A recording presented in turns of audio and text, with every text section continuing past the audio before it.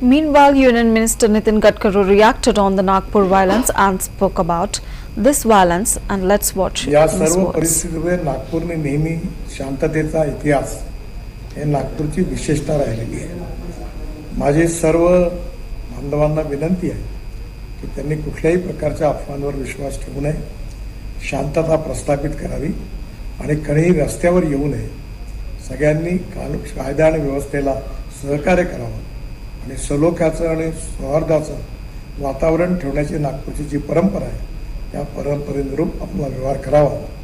ज्या ज्या लोकांनी चुका केल्या असतील किंवा ज्यांनी गैरकायदेशीर कृत्य केले असतील त्यांच्यावर सरकार कारवाई करेल असा विश्वास मी आपल्या सगळ्यांना देतो।